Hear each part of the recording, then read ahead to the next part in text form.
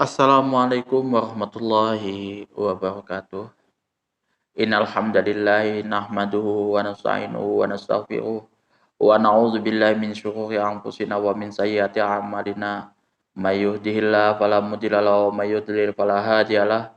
Asyhadu an la ilaha illallah wa asyhadu anna Muhammadan abduhu wa rasuluh.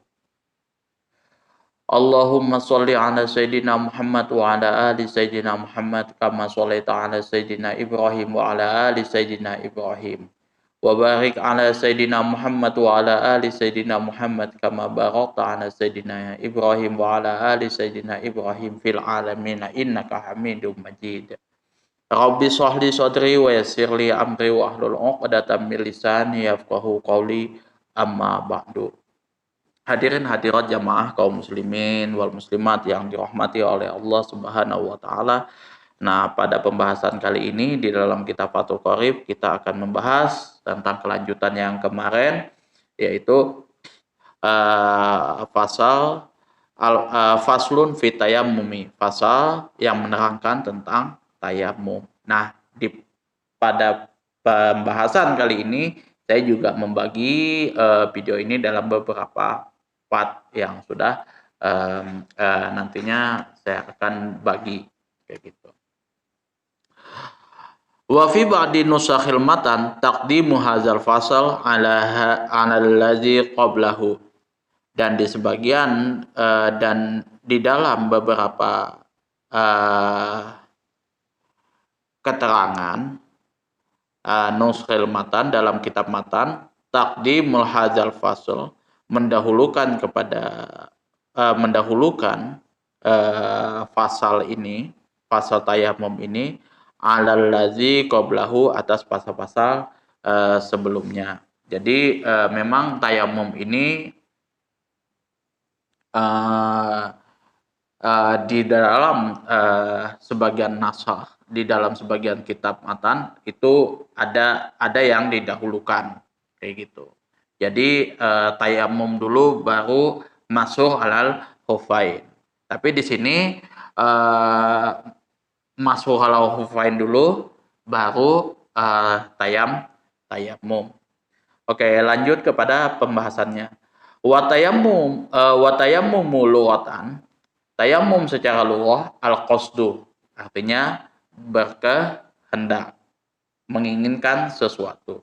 Wa syar'an, dan secara syariat isalu turabin, menyampaikan debu tahurin yang suci liwajhi wal yadaini, pada wajah dan kedua tangan, badalan sebagai ganti an wudu'in, dari wudu, au ghuslin, atau mandi, au ghusli udwin, atau membasuh anggota, bisyaraiti, dengan syarat-syarat mahsusatin, dengan syarat-syarat tertentu.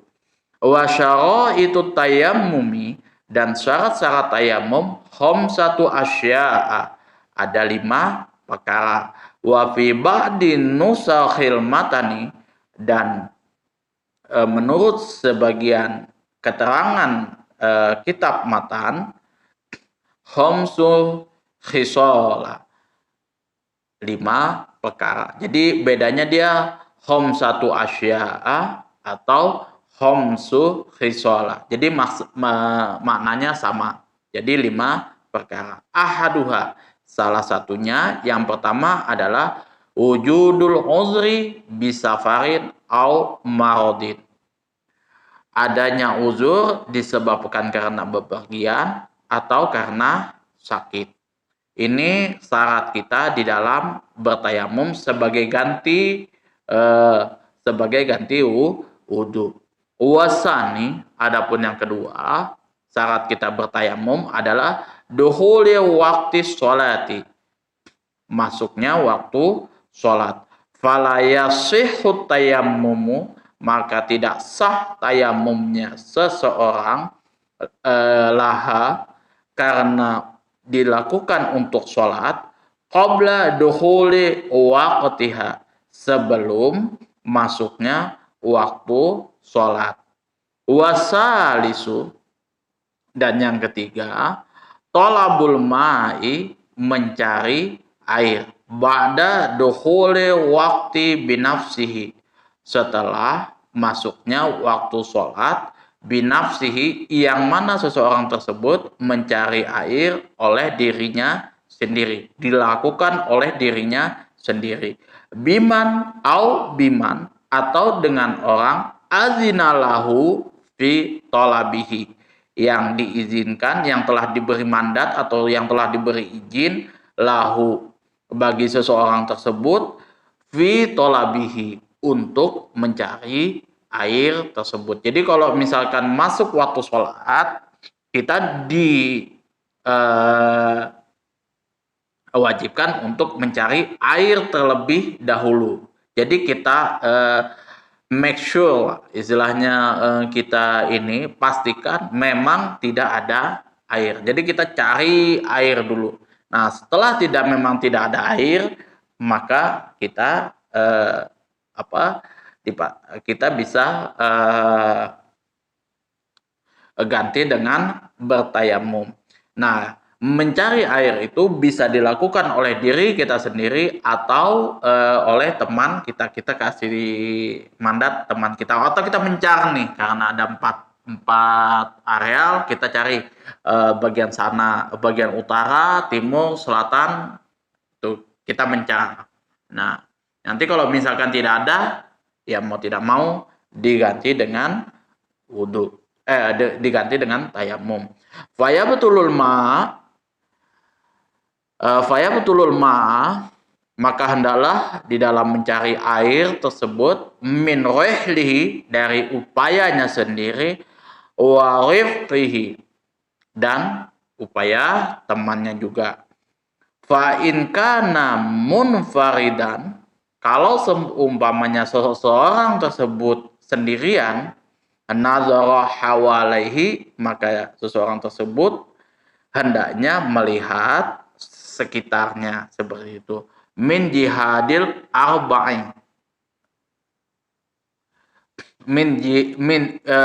minal jihadil arba'in, dari 4 arah penjuru. Ingkana bimustawin minal ardi, kalau misalkan tanahnya tersebut, dataran tanah yang dilaluinya tersebut mustawian,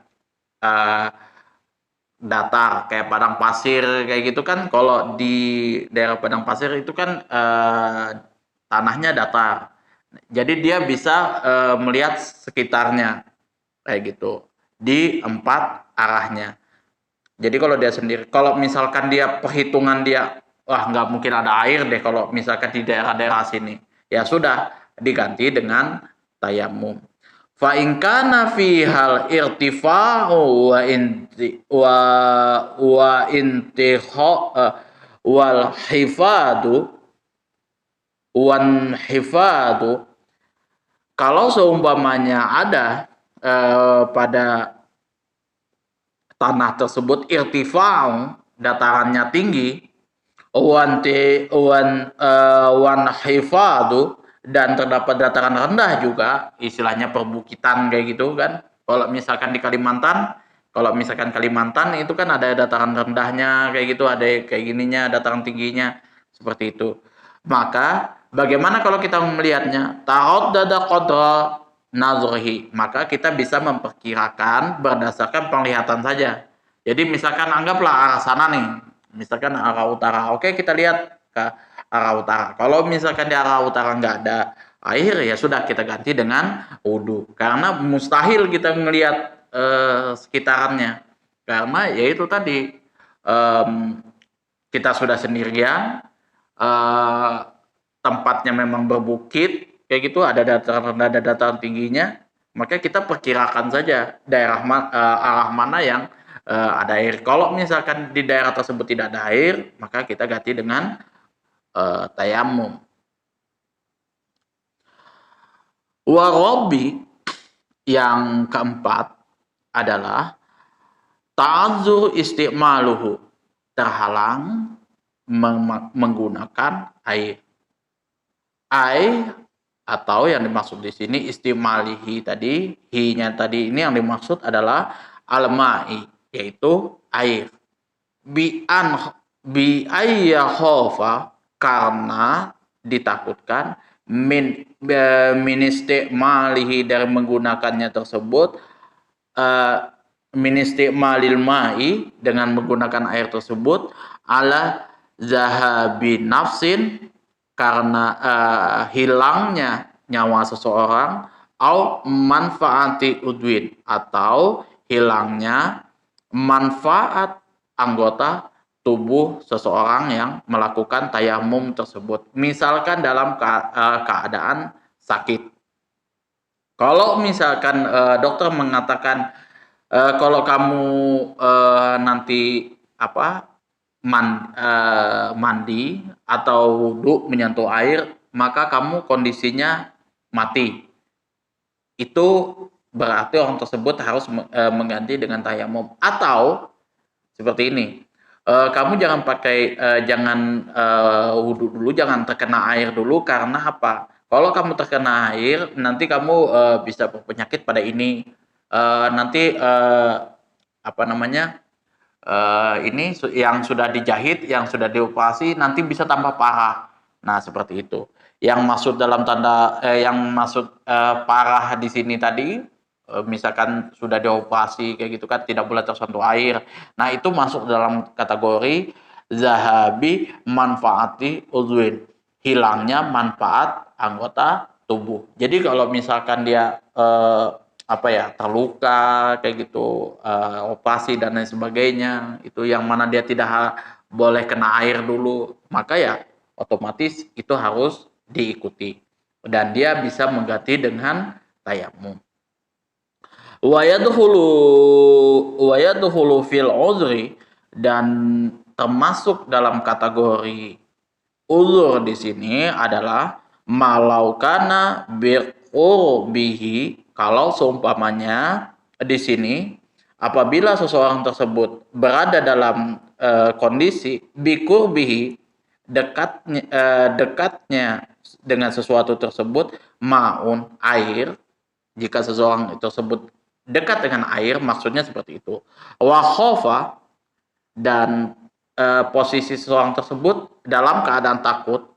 Lau qasadahu, kalau misalkan seseorang tersebut mendekati air tersebut, ala nafsihi, atas dirinya tadi, min syabuin, terdapat binatang buas, au aduin, atau musuh. Jadi misalkan seperti ini. Ini katakanlah sungai.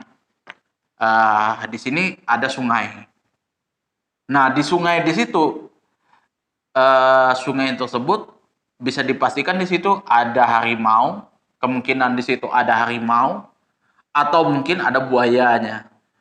Nah, kalau misalkan kita takut seperti itu, boleh kita mengganti dengan tayamum. Atau di situ, di sungai tersebut sudah menunggu musuh. Itu bagian tempat musuh. Nah, maka seseorang tersebut bisa mengganti dengan tayamum. Au ala malihi, atau takut hartanya tersebut au ala malihi min syarikin, atau seseorang tersebut takut hartanya min syarikin diambil oleh seorang pencuri. Au ghasibin, atau seseorang yang menggosok. Penggosok ini beda dengan pencuri. Kalau pencuri memang dia betul-betul dia ambil nih. Itu. Dia ambil sesuatu itu tanpa izinnya. Memang dia mengambil. Tapi kalau gosok, saya nggak tahu ya kalau misalkan di zaman Rasulullah sama sekarang. Kalau gosok itu dia mengambil, tapi bukan ada dua alasan karena kenapa dia mengambil. Yang pertama karena memang ini barang ini dia sudah tahu izin orang tersebut tidak mempermasalahkannya. Misalkan uang 1.000 kayak gitu, diambilnya gitu, ngutil lah kayak gitu. Nggak apa-apa. Itu masuk dalam kategori gosok ya, seperti itu. Atau sendal jepit. Sendal jepit tuh biasanya sering itu kalau misalkan di kami dulu masih mondok itu sendal jepit punya temen nih, sendal jepit pakai dulu, bawa ke mana ke ini ke kamar ya sudah ditinggal seperti itu. Biasanya kadang teman nggak pakai sendal yang ngikutin, sini sendal lu kayak gitu. Biasanya sih yang sering terjadi itu teman sekamar itu. Jadi dia jalan kemana gitu pakai sendal, nanti balik lagi. Tapi sendalnya nggak diambil, itu gosok. Itu masuk dalam kategori orang tersebut boleh bertayamum. Jadi kalau misalkan dia meninggalkan tempat tersebut takut dicuri, takut digosok dan lain sebagainya, maka bisa dia mengganti dengan tayamum. Jadi nggak nggak harus ini. Jadi masuk dalam kategori uzur. Jadi dia nggak tahu nih kondisi sekitarnya kayak gimana gitu. Kalau misalkan dia tinggalkan jauh kayak gitu untuk mencari air, takutnya barang-barangnya hilang seperti itu. Nah, karena jujur aja orang kan bepergian ada tujuan-tujuannya masing-masing, ada misi-misinya masing-masing. Nah, takut-takut misalkan barang yang memang ini barang penting yang memang harus dia kasihkan ke seseorang gitu. Bukan berarti nilainya saja, tapi ada sebuah misi dan lain sebagainya. Itu masuk dalam kategori uzur. Wayu jadu, dan di sini ditemukan fi ba'di nusakhil matan, pada sebagian keterangan di dalam kitab matan fi hadza syartin ziyadatu ba'da ta'adzuri istimalihi, syaratnya ditambah dengan ta'adzuru istimalihi, terdapat keuzuran di dalam menggunakan. Wahia, ya, yang dimaksud tambahannya di sini wa i'wazuhu ba'da talabi, kebutuhan seseorang akan air setelah mencarinya. Itu juga masuk nanti tambahannya itu di dalam menggunakan air. Nah, wal khamisu, dan yang kelima, at-turabu tahiru. Di sini harus dengan debu yang suci. Yang dimaksud suci di sini adalah at-tahuru ghairul munaddi, yang mana air tersebut suci, sucinya air tersebut yang tidak dibasahi, ghairul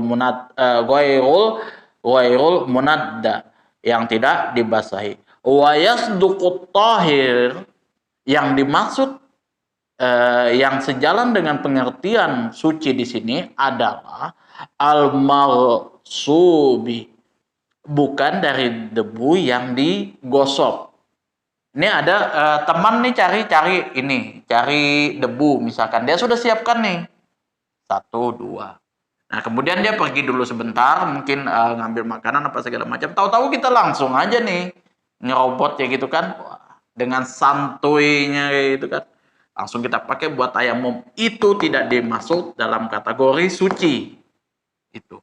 Karena kamu mengambil debu tersebut posisinya maksud menggosok. Meskipun kamu tahu teman kamu ini nggak apa-apa deh kayak gitu. Itu bukan dalam kategori suci. Wa turabi muqbaratin lam yumbas, dan debu yang diambil dari perkuburan lam tunbas, yang belum digali, itu juga masuk dalam kategori debu yang tidak boleh dipakai. Debu perkuburan, cuman belum digali kayak gitu kan, kita ambil, itu tidak masuk dalam kategori at-turabut tohir, debu yang suci. apalagi misalkan debu yang diambil dengan cara gosok itu tidak boleh, apalagi mencuri itu juga tidak boleh. Jadi kita harus pastikan yang dimaksud dalam kategori suci bukan suci zohirnya saja. Oh ini tidak ada najis dan lain sebagainya. Bukan. Yang sejalan dengan itu bukan dari hasil curian, bukan dari hasil menggosok, bukan juga debu dari perkuburan yang belum digali. Nah, itu saja yang bisa saya sampaikan. Pembahasan kali ini nanti akan dibahas lagi, dilanjutkan di part setelahnya. Jadi mungkin nanti saya akan bagi, mungkin kalau enggak 3 bagian atau 4 bagian, nanti kayak gimana nanti saya settingnya itu ya. Yang penting teman-teman bisa tahu dulu syarat-syaratnya kayak gimana gitu. Ada 5 tadi. Yang pertama adanya uzur, masuknya waktu sholat, kemudian yang ketiga sudah mencari air, kemudian uzur di dalam menggunakannya, yang kelima adalah syarat dari tayamum adalah ini apa namanya, debu yang suci. Nah nanti ada pembahasan-pembahasan yang lain, tambahan-tambahan yang lain itu nanti ada di part selanjutnya. Jadi ini sampai di syarat-syaratnya tidak ada 5 tadi yang sudah disebutkan. Kalau misalkan ada dari beberapa syarat itu tidak terpenuhi, nah kemungkinan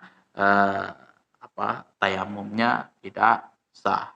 Misalkan kita nggak ada masalah, nggak ada apa kayak gitu, tahu-tahu kita malas mencari air kayak gitu aja. Nah itu uh, tidak masuk ke dalam kategori sahnya seseorang untuk melakukan tayamum. Atau nggak ada uzur, cuma malas aja kayak gitu kan, langsung tayamum aja kayak gitu. Itu juga tidak boleh. Itu. Jadi ya karena harus ada karena uzur yang terlebih dahulu. Itu. Uh, jadi, nah kalau misalkan ada pertanyaan nih juga, apakah bisa diganti dengan debu atau apa kayak gitu. Jadi kalau yang namanya tayamum harus dengan debu itu, dengan debu biturobin tohir. Jadi kalau misalkan di ruangan kayak gini ini sudah nggak ada debunya ini. Jadi kita harus ngambil debu yang ada di tanah. Jadi debu yang ada di tanah, bukan debu-debu yang kayak gini. Jadi kalau kita di pesawat dan lain sebagainya, ya kita mungkin ganti dengan jamak kosor dan lain sebagainya. Itu sih. Kalau menurut saya pribadi, kalau yang dari kitab atau Qorib. Jadi di sini dijelaskan di sini aturabut tohir. Jadi dengan debu yang suci. Debu ini ya debu yang dari tanah. Itu. Bukan dari debu-debu yang kayak gini aja sih. Karena ini ruang ber-AC, jadi bukan masuk dalam kategori debu yang bisa dipakai untuk toharo. Mungkin itu saja yang dapat saya sampaikan. Kurang dan lebihnya saya mohon maaf kalau misalkan ada di video saya kata-kata yang menyinggung, menyakiti hati teman-teman semua. Nah, itu kalau misalkan ada segala sesuatu hal unek-unek yang mau didiskusikan, kita bisa diskusikan, nanti kita bisa atur jadwalnya di acara StreamYard seperti itu, bisa. Jadi teman-teman bisa tanyakan maksimal mungkin kayak gitu. Nanti teman-teman juga sebelum-sebelumnya mungkin bisa tanyakan nih, saat kita mau bahas yang ini ada poin-poin yang saya mau tanyakan, bisa kayak gitu. Nanti saya siapkan dalil-dalilnya, kemudian kitab-kitabnya, seperti itu. Itu saja yang dapat saya sampaikan, kurang dan lebihnya saya mohon maaf yang sebesar-besarnya. Akhirul kalam, assalamualaikum warahmatullahi wabarakatuh.